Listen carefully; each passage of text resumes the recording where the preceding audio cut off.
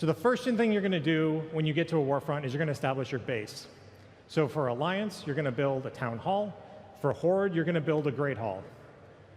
After that, you're going to do one of two things. You're going to start gathering resources, and you're going to start taking territory. Resources are very important to the game, just like they were in the original RTS. You got to collect lumber, you got to collect iron, and you got to put those together to build buildings. Territory is also very important, because territory will unlock new buildings and new research and new available opportunities that you can take on the battlefield. All of that iron and lumber that you're building and a fantastic flannel progression system that you'll have for chopping down trees, you're going to build your base. Ladies and gentlemen, Christmas is upon us. I hope you're all having a fine Saturday. I know I am. And today, you know what? I just want to talk about Warfronts. It's a weird subject. I just want to talk about Warfronts. Usually I like to produce something with a maximum focus on a very niche thing. That's my jam. That's what I like. I like the nerdy stuff in WoW. But Warfronts are a big thing. They're a big feature of BFA. They're one of the main selling points. If you go back, and I rewatched this morning the BlizzCon 2017 announcement of BFA and all the what's next and the games and systems deep dive and all that stuff. And I was watching about it, and I was focusing on the Warfront section because Darkshore recently released for the Horde in the EU. Now, I didn't want to make a video on it because we didn't get to test it on the PTR. And by the time I would have made like a review or some sort of preview of it, most of you would have seen it already. So it'd be a waste of time. And I couldn't help but notice while I was in there that I got the same feeling. Because it is better. Darkshore is better. And we'll get into that in a minute. That I just don't understand Warfronts. They confuse me. And that's the genuine truth of it. This content confuses the crap out of me. It's so bizarre. It's got to be the most bizarre piece of content or feature of the game Blizzard has ever introduced, as far as I'm concerned, in terms of its purpose. Right? That's my question. Is like, what is the purpose of this content? I can look at any piece of content, even content I really don't enjoy. I understand the purpose of it. When the battle pet system came in, I could understand the purpose. There's lots to learn, lots to collect. You've got to figure out what's going on. There's battles and trainers out in the world that you've got to do something with. Might not be difficult. Don't really care. That's nothing to do with me. But I understand the purpose. The Brawlers Guild, I understand the purpose. You got to learn how your character deals with the bosses. You get a progression system. You can overcome extra odds. There's some rewards in there, but it's all about the little fantasy inside that little circle. I get it. I understand world quests. I understand all the stuff that Blizzard has ever put in the game, whether it was for me or not. I understand it.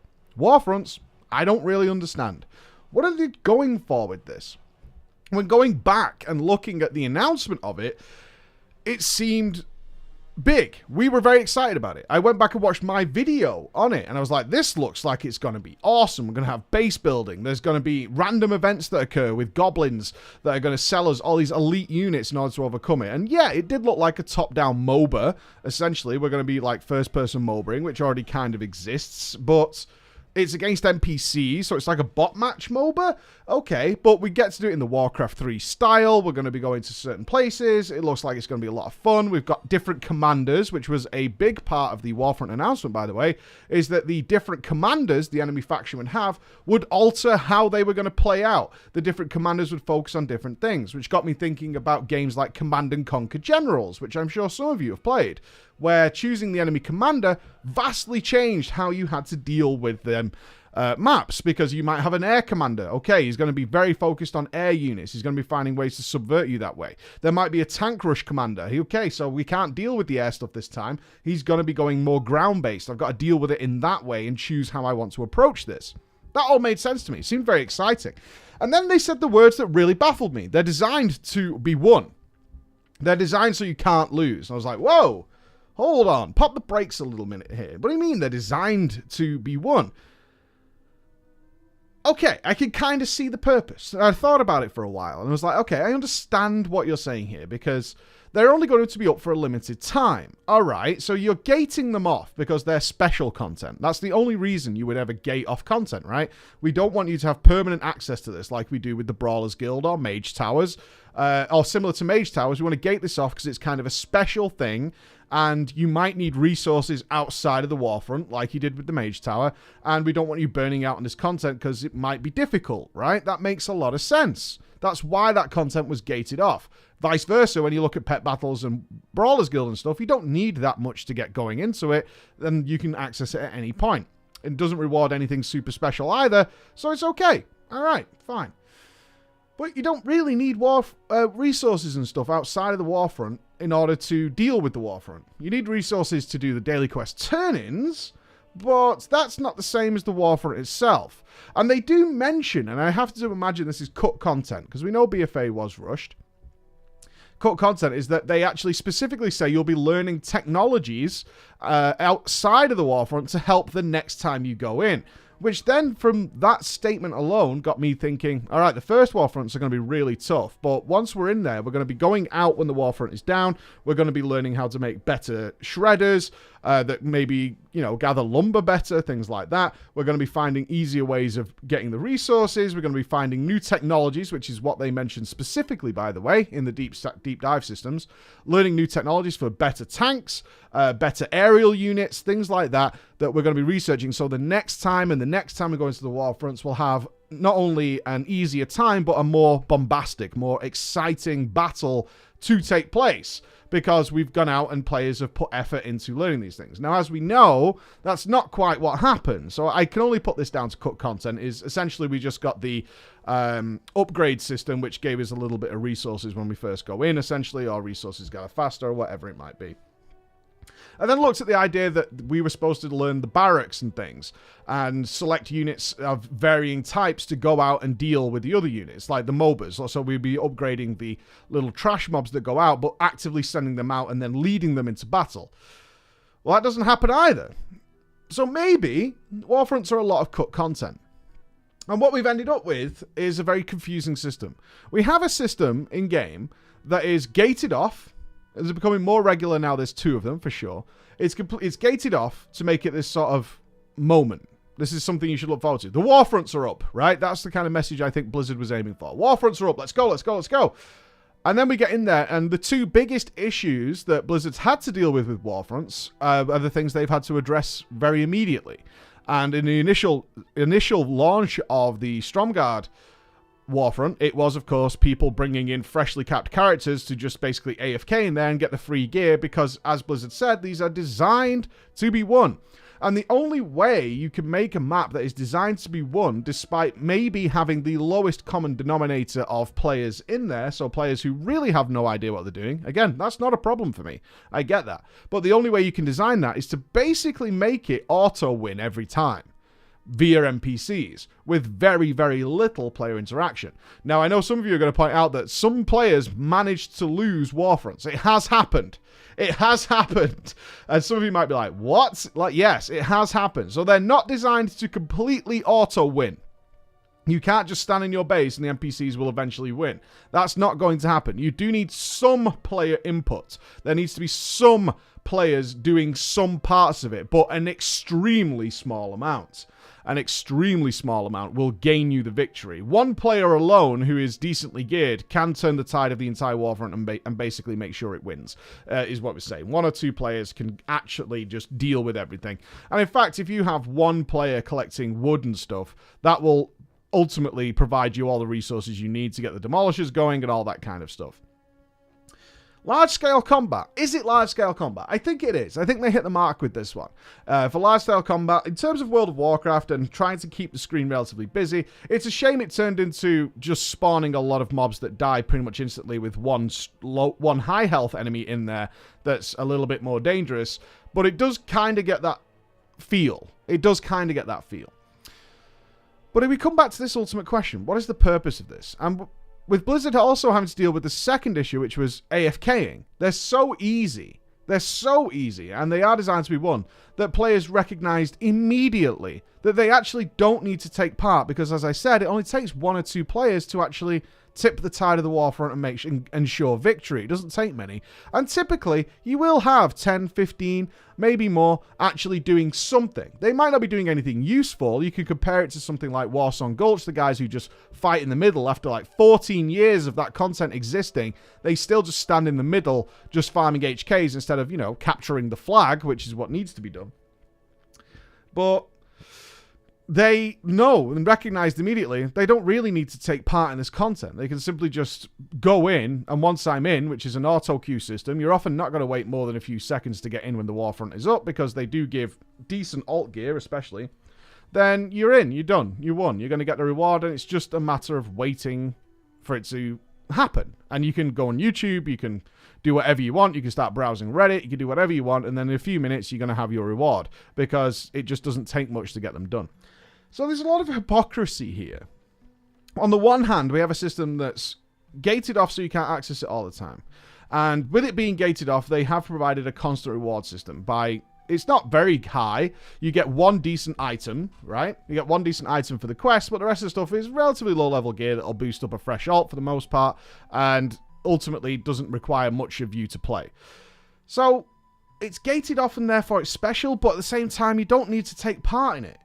Like, these two things don't add up. Why are you preventing us from accessing content that is literally, for most people who certainly play one character, is like a 20-minute time investment at best, right? That's the difference. It's like, this doesn't add up. This content doesn't add up. And then I started to think about, well, what is the purpose of the Warfront exactly?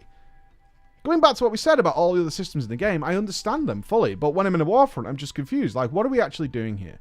So Blizzard's selling point on it was that we were capturing vital points towards the victory of the war, because we're at war. We're just like, well, not really, because we're basing it on Warcraft 3, and the game has moved on to Kultiris now. There's far greater threats elsewhere. In fact, one of the most bizarre things for me, and I know from many others, is that the battle for Azeroth doesn't take place really in our home states.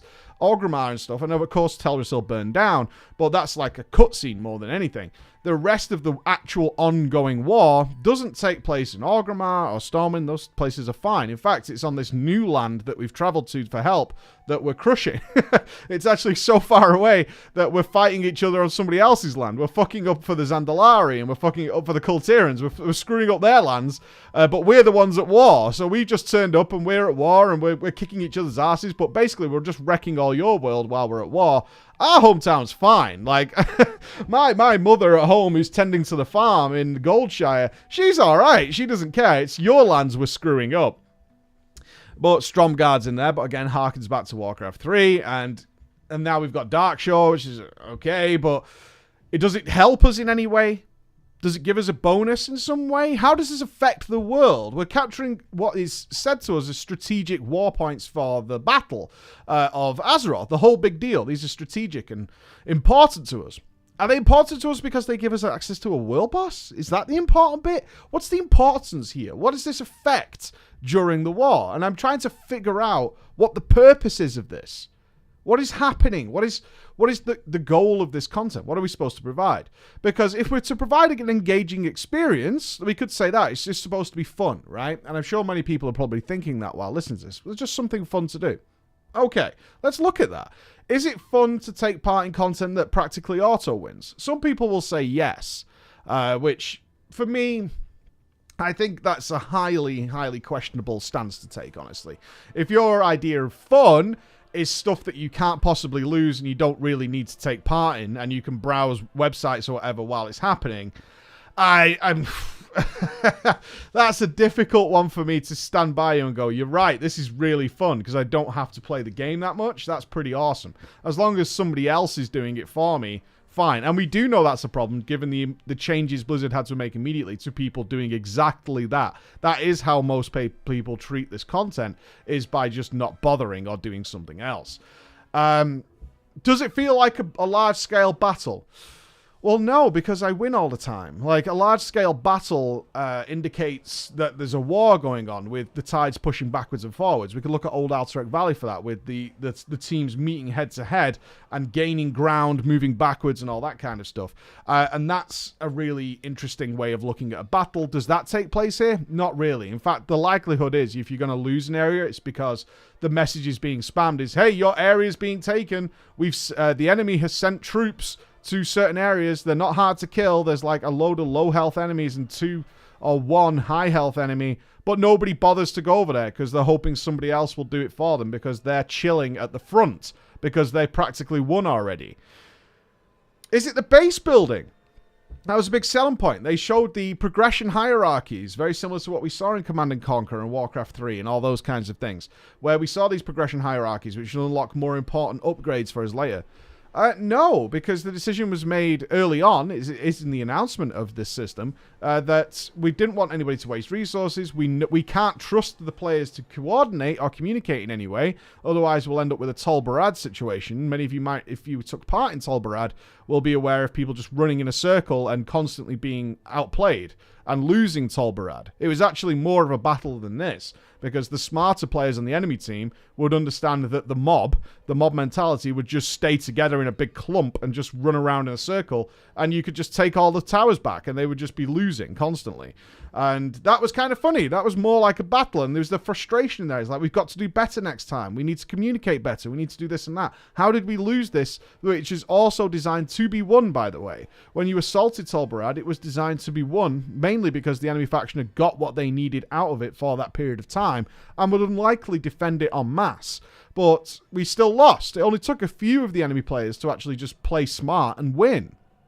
And that's something they actively tried to avoid this time. They didn't want that to happen. They didn't want players to get into the warfront and lose. So what they did is come up with a system where if you turn in resources, and of course 50%, if we look at it as iron and wood, one of those resources generates automatically. So it's only one resource you realistically need to gather, would just click a box and nothing will ever get wasted, and ultimately everything will just happen for you. As long as you click on a panel and build it, and you get an instruction saying you must build this next time, there's a big nice glowing board to click on, then you will win. So the base building devolved massively from something which could have been fun and interesting down to just clicking a thing and turning it in. Again, it's not fun, it's not engaging. Me clicking turn in 10 wood and not even have an option to turn in all my wood if that's what I'm going to do is not particularly fun or engaging. So it's not the base building purpose, right? That's not the purpose of it, is to have this cool base building taking place amongst players and some commanding going on.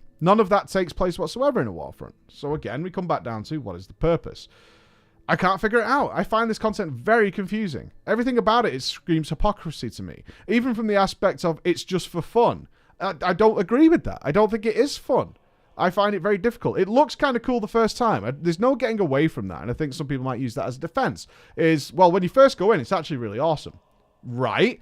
But these take a reasonable amount of work. Not a huge amount of work. I don't think people really appreciate that. They're not a massive amount of work. They have to design the map, which is the biggest part of it, right? And the graphical updates, sure, but they're done. Once the graphical updates are done and the assets are remade, they're easily to reuse, like we've seen in the Dark Shore, is mainly reused assets. And I'm sure Warfronts going forward will use mostly reused assets. The difficult part, of course, is just making the map, making sure the timings of the enemies, very similar to a MOBA, actually works. They might even have that already in place. Adding some voice acting and some triggers each time a building is made. But generally speaking, in terms of comparing it to, say, a dungeon, which has to work with various affixes. I know you're memeing right now, but they do take that into consideration. Building a dungeon, building a raid, which has entirely new assets for the most part, and generally requires a lot of balancing and tuning and timing to work out, certainly in the Mythic Plus world. All that has to be done there is very different to what these are. They're larger, for sure, but the biggest part of this is going to be the map building and making sure the timings of the enemies work okay. Other than that, not a massive piece of work. I'm not saying small, not a massive piece of work. What are they for?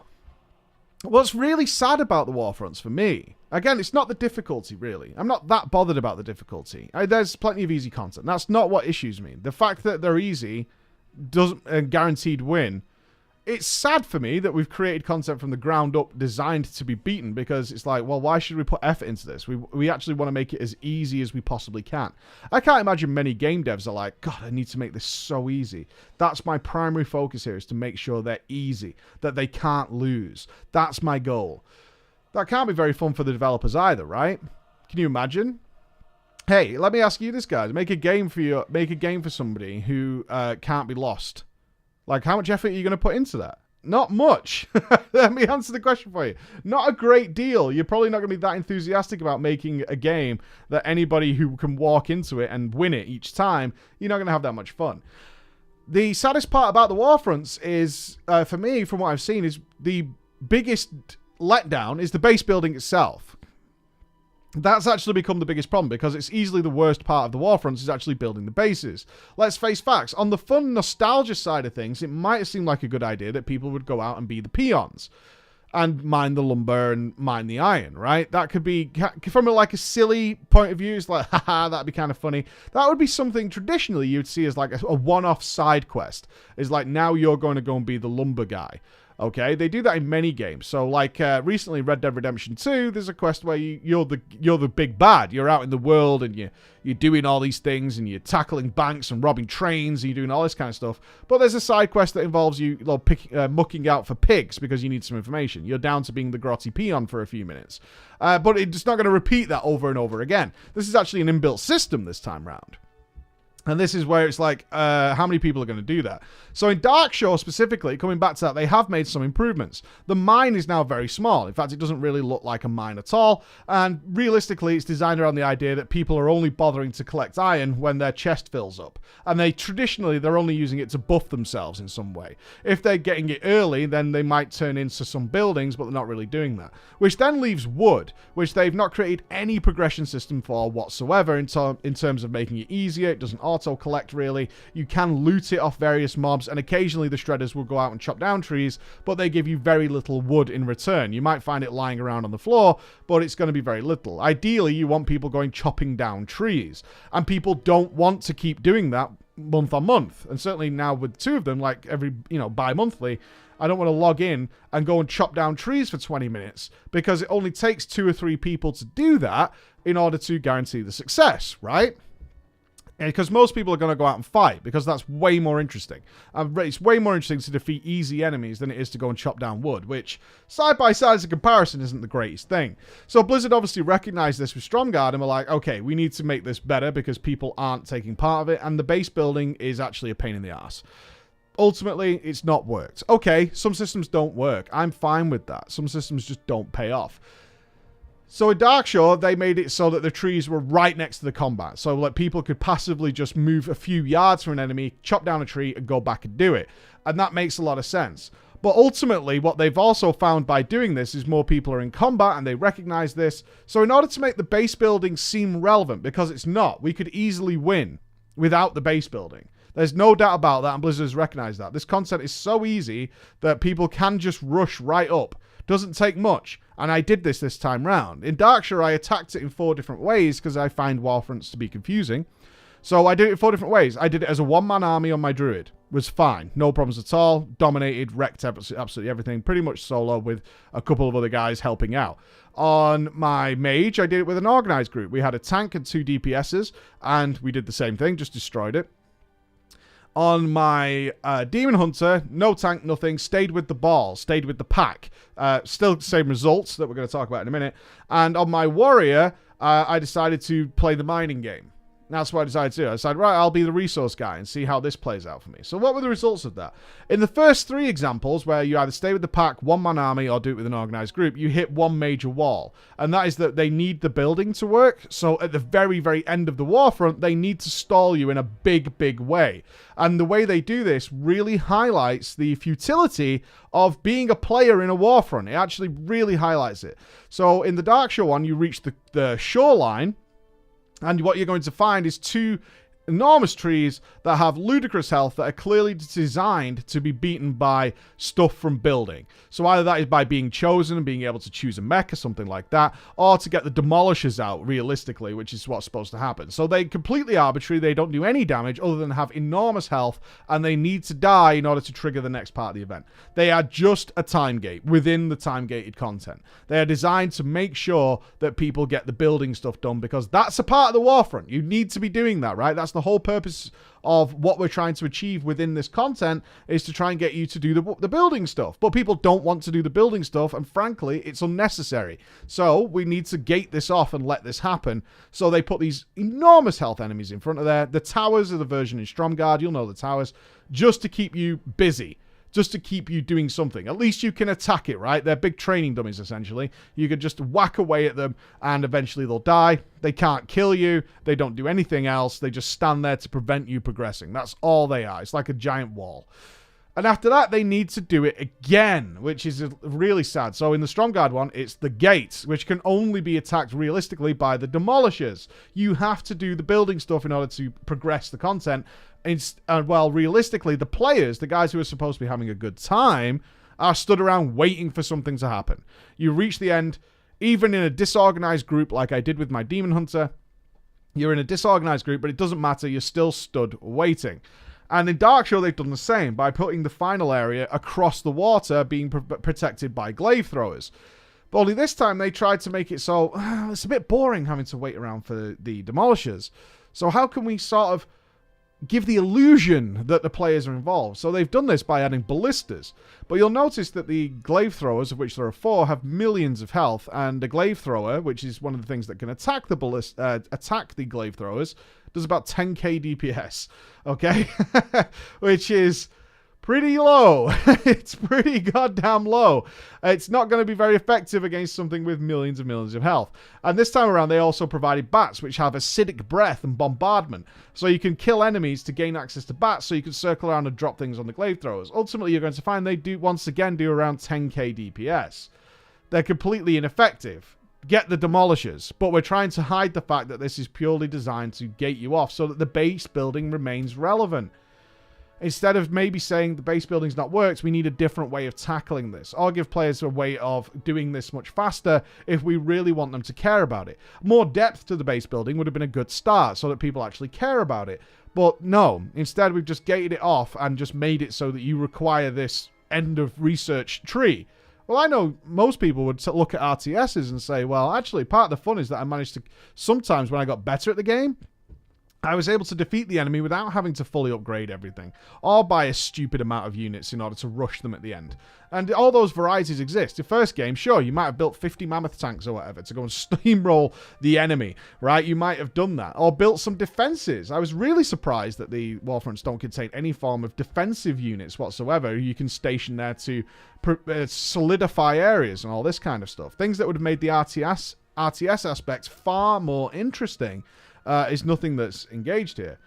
And this is why I'm confused. We have a system that is so dead set on you exploring it fully, but there's not much to explore. We're exploring a puddle here. It's gated off, yet it's designed to win. And this is why I'm so befuddled and confused by Warfronts in general as to what are they for. And if they come down to, and some of you might say, they're just to get free gear. I think that's very dismissive, because there's lots of ways of doing that already. Right? There are lots and lots of ways of doing that already. They existed and have existed for pretty much the entirety of the game at this point. They came in vanilla. We've always had easier ways of accessing gear in order to play catch-up, in order to catch up to various item levels and to give people progression paths.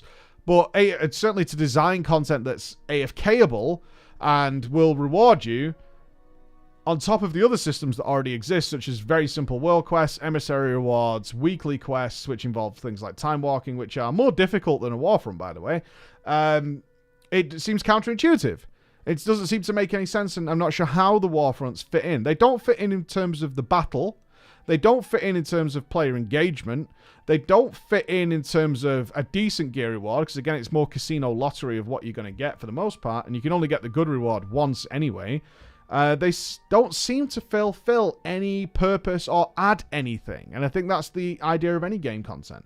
I'd love to see your thoughts on this. I think I've explained myself pretty fully on my issues here. That every time I go into a Warfront, I'm confused. I just don't understand what we're doing or why we're doing it. It seems like something, again, as people have pointed out in BFA, it seems like another thing to put on the chore checklist. It's like, have you done your Warfront? You might get something good out of it.